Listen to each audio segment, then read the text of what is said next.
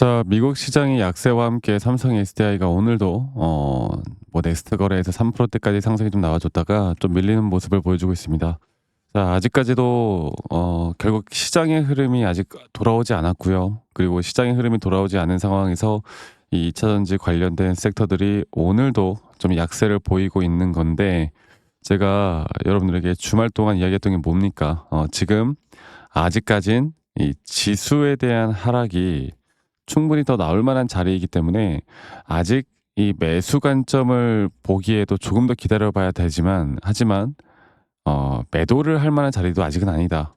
그러니까 일단은 우리가 관망을 좀 해야 되는 자리가 맞아요. 그리고 아직까지도 시장은 불확실성에 대한 부분들이 너무나 많기 때문에 이 불확실성에 대한 부분들을 해소하는 시간이 저는 필요하다 보고 있고, 그리고 그 시간이 해소가 되는 그 지점부터 본격적인 상승은 이 수급의 재분배와 함께 일어날 것이다라는 제 관점은 아직 전혀 변한 게 없습니다.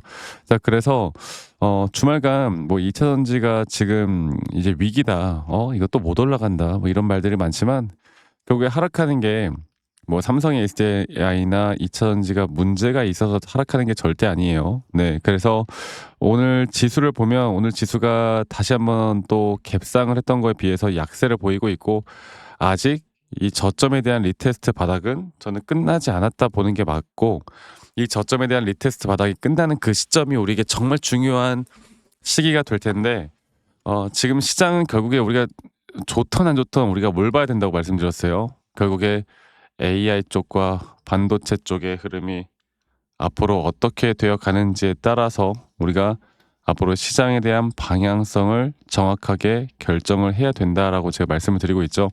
자, 그래서 일단 나스닥 보면은 오늘 장 초반에 상승을 좀 선물 시장이 상승하다가 좀 하락세가 또 깊어지고 있고, 그리고 중요한 거는 주말에 끝났던 나스닥이 이제 주말 주봉 마감이 이렇게 3주 연속 음봉으로 마무리가 됐어요. 저는 이번 주는 그래도 어느 정도 양봉을 좀 채워줄 거라 보는데, 그래도 어떠한 종목이든 간에 이런 밑꼬리들이 나올 거니까 이런 밑꼬리에 대한 하락은 저는 분명 나올 거라 봅니다. 그리고 그 밑꼬리에 대한 하락 그때가 저는 무조건 기회라고 보고 있기 때문에 이거를 일단 놓치고 가면 안 되겠고, 그리고 시장에 대한 분석들을 좀 보자면 이 11월에만 6% 하락을 했고, 앞으로 이런 롤러코스터장은 계속 될 것이다. 그리고 이런 롤러코스터나 변동성이 심한 장들은 누군가에게는 너무나 뼈아픈 공포와 뼈아픈 손실로 계속 다가오겠지만, 중요한 거는 이제 이러한 장에서 우리는 오히려 더 큰 기회를 가져갈 수 있는 사람이 되어야 된다라는 거예요.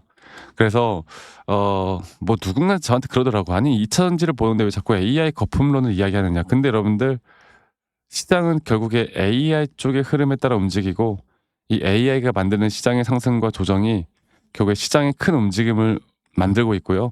결국에 2차 전지를 내가 매수하더라도, 원전을 매수하더라도, 조선을 매수하더라도 지금은 AI 쪽 시장을 공부하는 게 맞아요. 아시겠죠? 이런 걸 알아야 돼요. 그리고 주말간 뭐 금리 추가 조정이 나올 것이다, 그래서 여기에 대해서 나스닥이 살짝 반등이 나오긴 했지만, 아직까지도 시장은 이 셧다운이 장기화됐던 그 시점 있잖아. 이 시점부터 이 10월 달 CPI 지표도 아직 안 나온 상황이란 말이야. 그리고 이러다 보니 이게 12월에 나올 이제 금리 인하가 어떻게 될지가 지금 상당히 오리무중이죠. 네. 그러니까 이게 뭐 동결된다, 인하된다, 이게 중요한 게 아니라 지금 물가가 도대체 잡히는 건지 안 잡히는 건지, 경제 지표가 좋게 나오는 건지 안 나오는 건지, 이게 악재보다도 더 심한 게, 악재보다 더 그 이제 시장에 대해서 그 부정적으로 나오는 게 바로 불확실성이잖아요. 불확실성. 지금 딱 그런 장이라고요. 그래서 주가가 올라갈 만한 트리거는 아직 보이지 않습니다. 네. 그리고 또 최근 그 AI 거품론에 따른 버블이 터질 것이다, 이런 이야기가 나오는데, 우리가 닷컴 버블 때를 생각해 보면, 제가 이걸 좀 보여드릴게요. 닷컴 버블 때를 생각해 보면요, 미국 나스닥이 어떻게 되는지 아세요? 닷컴 버블 때? 닷컴 버블 때 2000년도에 2000년도 이때 고점을 찍고 이렇게 하락을 했어요. 거의 80% 가까운 하락이 나왔어, 지수가. 이때 거의 모든 시장이 다 무너졌거든. 근데 뭐 이렇게까지 떨어질 것이다 이야기하시는 분들이 많은데요. 저는 아직 여러분들 절대로 이 나스닥도 뭐 나중에 닷컴 버블처럼 AI 버블이 막 터져서 이렇게 떨어질지 뭐 모르죠. 이거는 저는 아닐 거라 보는데 그래도 저는 이 추세는 아직까지 강세를 보이는 게 맞다 보고 있고 아직까지 AI 쪽에 대한 각 나라의 투자나 각 나라들이 이제 준비하는 그런 부분들을 보면 또 이제 2020 새로운 이제 한 해가 열릴 때 이런 유동성에 대한 정책들이 계속 나올 것이기 때문에 저는 주가는 우상향을 할 거다. 근데 중요한 거는 우상향을 하는 과정에서의 이런 단순 조정들이 과연 어디까지 떨어질지를 보는 게 맞다.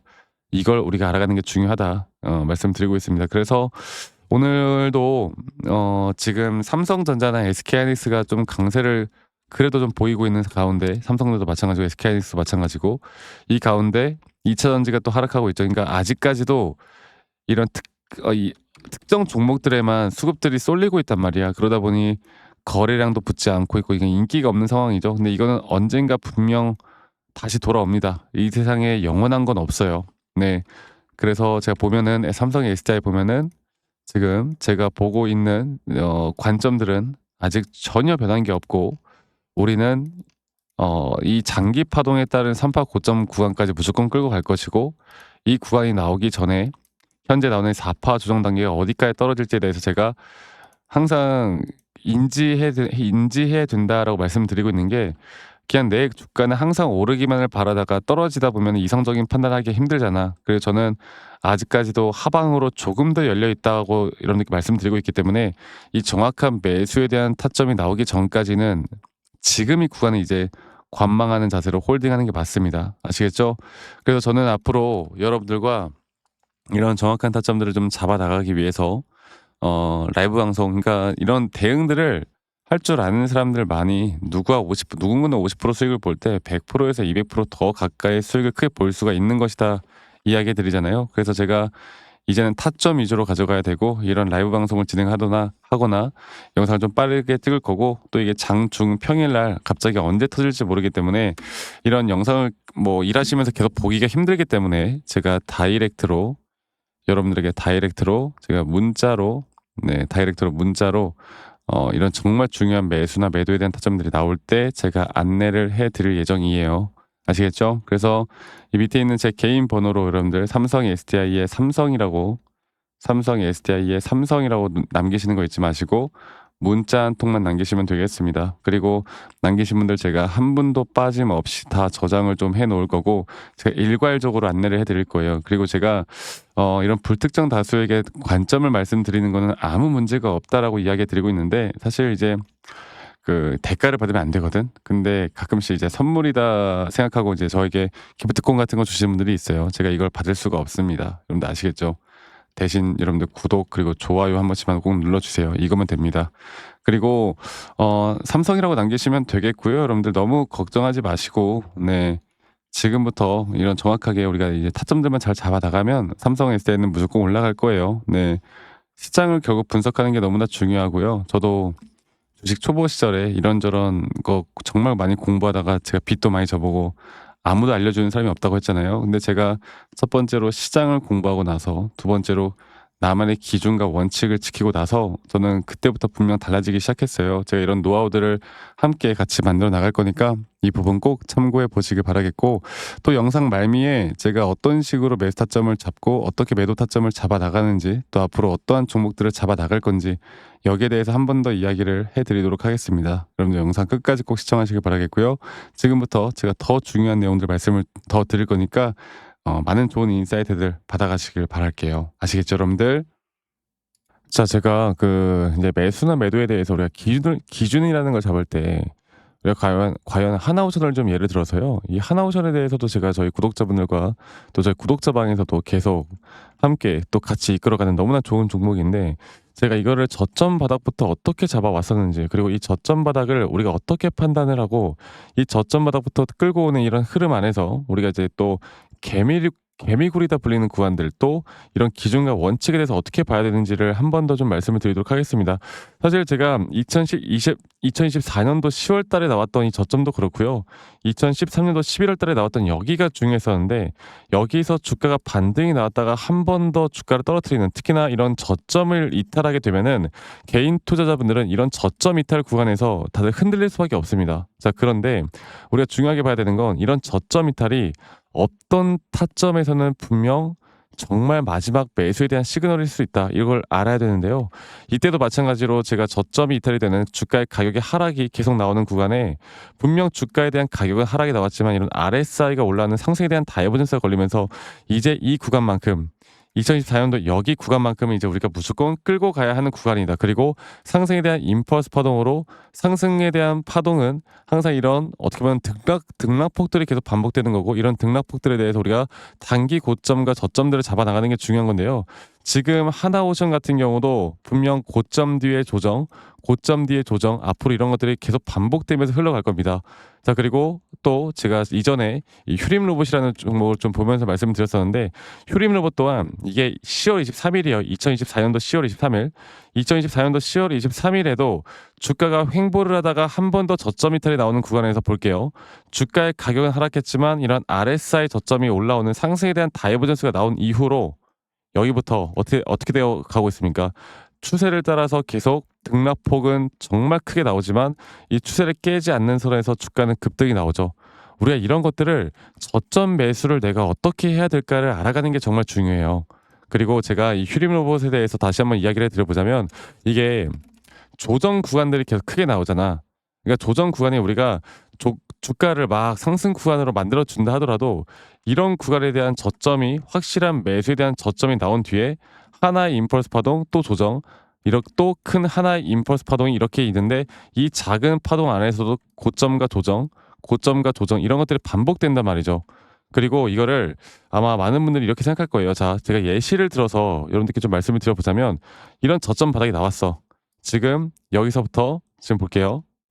자, 지금 여기서부터 만약에 예시를 들어서 이런 식으로 저점 이탈이 나왔어. 그래서 내가 이 시그널을 보고 매수를 했어. 그 다음에 다시 한번 상승은 임펄스 파동으로 이렇게 쭉쭉쭉 올라가 주고 있고 이 임펄스 파동에 대한 단기 고점들 그리고 또 임펄스 파동이 끝난 뒤에 단기 조정들 또 그렇게 끝난 뒤에 또다시 올라가는 흐름들 이런 것들이 당장 지금에야 뭐 올라가니까 당연히 그렇게 말을 할 수 있겠다 말을 하지만 이런 것들이 분명 눈에 보이는 그런 실력들이 있어야 됩니다. 그리고 이런 조정 구간들이 어느 정도 고점 대비 저점을 이어봤을 때 어느 구간에서 다시 한번 확률이 높은 확률로 반등이 나올 자리가 나오는지 또 이런 것들을 매일매일 좀 체크를 하면서 우리가 잡아 나갈 만한 종목들이 또 뭐가 있을지 결론적으로는 지금 휴림 로봇 같은 경우는 이런 식의 흐름들이 계속 반복이 되면서 여러분들 우리가 이렇게 잘 끌고 오고 있었고 저는 휴림 로봇 또한 아직 5파 고점 단계가 안 나왔다 봐요. 근데 중요한 게 뭐다?